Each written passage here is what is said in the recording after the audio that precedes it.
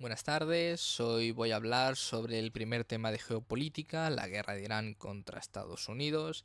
Intentaremos hacer un breve repaso para resumen para el examen, así que bueno, no me voy a parar tampoco a desarrollar cada punto con mucha profundidad, ¿vale?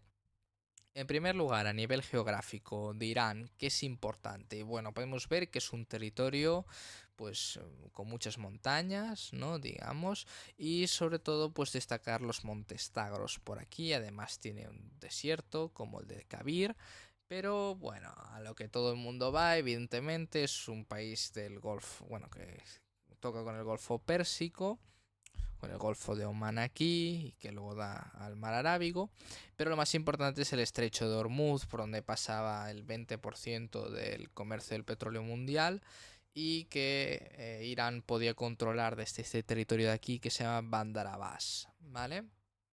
Bueno, este mapa es pues, los diferentes misiles hasta donde pueden llegar, puede ser interesante. Aquí, tablero geopolítico de Irán.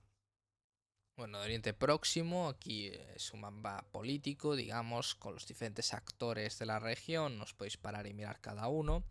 Yo, sin embargo, me voy a centrar más en este mapa de aquí, donde se puede ver Irán y sus proxies, digamos, ¿no? Las diferentes organizaciones terroristas que básicamente dependen de la República Islámica de Irán. ¿Vale? Estamos hablando sobre todo de en Palestina de Hamas, la Yihad Islámica, de Hezbollah en el sur del Líbano y de los Houthis en Yemen, ¿vale? Los más relevantes. Aquí, bueno, tenemos un organigrama del poder en Irán. No voy a parar mucho a detener, ya lo habíamos tocado en clase. Aunque se vendan como democracia, claramente no lo es, ¿vale? El líder supremo básicamente es el que acaba al final teniendo el control de todo. Y además es una teocracia, ¿vale? Bueno, evidentemente Ali Khamenei ya no está porque está muerto, así que en todo caso sería su hijo. Y aquí las etnias de Irán es muy interesante, vemos que la mayoría son persas, pero bueno, vemos que hay una amalgama. Lo más relevante sobre todo serían los kurdos, ¿vale? Una etnia que reclama pues su propio territorio independiente, que además suele estar armada, sobre todo en la frontera con Turquía y con Irak, que quieren crear su propio estado, el Kurdistán. Y bueno, sería un actor muy interesante para ver si con un poquito de ayuda estadounidense iban a animarse a intentar tumbar el régimen. Finalmente no lo han hecho, pero bueno, era yo creo una de las opciones que se tanteaban desde la Casa Blanca. A nivel de historia, bueno, vemos aquí, os he dejado un cronograma con muchísimas fechas, ¿vale? Os podéis parar detenidamente a mirar cada una de ellas. Yo lo que os voy a aconsejar sobre todo es que sepáis que en 1951 pues se nacionaliza el petróleo, ¿vale? Esto provoca que se dé un golpe de estado contra el primer ministro que lo había eh, propuesto, digamos, bueno, que lo había hecho, lo cual refuerza la figura del Shah, ¿vale? Y que pues ancla su relación con Estados Unidos, ¿vale? Hasta el 79. Hay un intento de revolución previa, la Revolución Blanca, donde pues no hay ese carácter religioso. Y sobre todo en el 79 tenemos la más importante, que es la Revolución Islámica, con la cual cae el Shah y Khomeini regresa del exilio y se convierte pues en el ayatollah, ¿vale? En el líder supremo de Irán, proclamando la República Islámica de Irán, ¿vale? Importante, justamente aquí se ataca a la embajada de Estados Unidos y se toma por rehén a los ciudadanos estadounidenses, lo que genera una grave crisis diplomática con Washington, lo cual provoca que se rompan relaciones, ¿vale? Y bueno, pues ahí podría ser el inicio de esa tensión entre Estados Unidos e Irán, ¿no? Esa animadversión. Tenemos otras fechas, como la guerra de Irán contra la Irak de Saddam Hussein, el nacimiento de Hezbollah y demás, diversos escándalos, sanciones, el paso de Khomeini a Khamenei tras su muerte, un intento de reforma. Y sobre todo ya en 2002 George Bush pone a Irán dentro del eje del mal y bueno, en 2003 invade Irak, su vecino, y también invadirán Afganistán, otro vecino también. Así que bueno, ahí ya justamente perfilando, ¿no? Esa tensión. En 2009 hay un movimiento verde, básicamente las protestas de la población iraní intentando pues democratizar el país y demás. Bueno, que evidentemente no sale bien y los masacran. En 2011 tenemos la guerra de Siria, donde Irán será un actor muy importante en la misma, apoyando evidentemente al bando yihadista. En 2015 tenemos un acuerdo nuclear en la época de Obama, ¿vale? Intentando limitar todo el programa nuclear iraní. Sin embargo, bueno, Trump cuando llega considera que no se está respetando ese acuerdo, así que se retira Estados Unidos del mismo. En 2020 asesina a Soleimani, un general muy importante dentro de las milicias de Irán.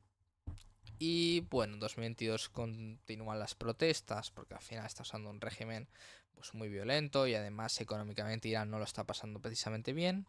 En el 23 tendrán una gran relevancia apoyando justamente a milicias como Hezbollah o como Hamas. Y bueno, en 2024 tendrán ese primer choque Irán-Israel, porque al final pensemos que Irán nunca ha reconocido el Estado de Israel, es el que está financiando la mayoría de organizaciones terroristas que acosan día sí día también a Israel, y al final, con su programa nuclear, pues Israel los ha determinado ya como un gran enemigo y eh, digamos como un problema muy relevante que hay que abordar, ¿vale? Y bueno, esto básicamente es lo que acaba provocando que Israel presione a Estados Unidos para hacer una guerra abierta en 2026, concretamente el 28 de febrero de 2026, ¿vale? Bueno, aquí os he puesto las partes implicadas, ¿vale? Directa e indirectamente, sobre todo pues Estados Unidos e Israel por un lado, por el otro Irán y sus proxies, ¿vale? Y los países del Golfo, ¿vale? Que, bueno, ¿por qué han sido atacados? Pues muy simple, la estrategia de Irán es que la guerra cueste tanto dinero económicamente que no sea viable sustentarla a largo plazo, ¿vale? Algo que posteriormente vemos que yo creo que le está saliendo bastante bien. Al final es un territorio que todo el mundo es muy dependiente del mismo, y bueno, Irán lo ha entendido perfectamente, así que lo que ha hecho ha sido causar el mayor daño posible para intentar ir a una paz rápida, forzada por esa crisis económica que los estados democráticos pues no quieren, no están dispuestos a asumir, ¿no? Básicamente que el coste sea demasiado alto, ¿vale? Indirectamente también tenemos elementos como China y Rusia apoyando a Irán, evidentemente, y bueno, otros elementos más intentando buscar un consenso diplomático como son Unión Europea, Pakistán, Qatar, Omán o Egipto, ¿vale? El conflicto en sí yo creo que casi todos lo hemos visto en las noticias, fue al principio una campaña de bombardeos por parte de Estados Unidos e Israel. Irán lo que hizo fue lanzar misiles a todos los vecinos, indiscriminadamente, justamente en eso de causar pues una gran inestabilidad económica, y ahora el conflicto se ha centrado en el estrecho de Hormuz, ¿vale? Aunque evidentemente, como ya todos sabemos, está bastante estancado.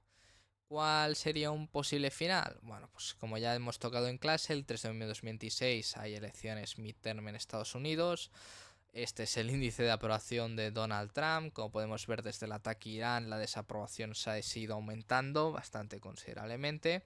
Diría que es el máximo de desaprobación en la historia de Trump. Por tanto, es evidente que la guerra bien no le ha ido y que para antes de estas elecciones va a intentar finiquitarla. Así que bueno, parece ser que esa estrategia de Irán de intentar hacerle que pues, le cueste muy cara la guerra, pues le ha salido bien. Así que a corto plazo lo que se puede esperar es una paz con Estados Unidos e Irán antes de estas elecciones, ¿eh? A nivel ya definitivo, ¿cómo se puede finiquitar este conflicto? Bueno, al final, justamente volviendo a la diapositiva de antes, Estados Unidos, si quisiera invadir Irán de verdad con tropas, pues supondría un coste humano muy alto que no está dispuesto a asumir, al menos bajo esta presidencia, ¿vale? Una presidencia mucho más popular, igual sí que se lo puede permitir, se lo podría permitir, como una cómoda la de Obama, pero está claro que la actual no se lo puede permitir. Así que, bueno, hasta que no caiga el régimen iraní, no creo que haya una solución directamente a este conflicto y se va a reanimar cada tanto tiempo. Básicamente porque además es el que financia las unidades terroristas que atacan día sí día también a Israel. Israel es un elemento que puede ejercer mucha presión diplomática, bueno, en general económica incluso, a los Estados Unidos para reanudar el conflicto cada tanto en cuanto. Por lo tanto, la única solución sería acabar justamente con el régimen de los ayatolas, ¿eh? ¿De qué forma? Bueno, es algo que no puedo decir en YouTube. Así que, bueno, por aquí concluyo el resumen del primer tema. Espero que os sirva y hasta la próxima.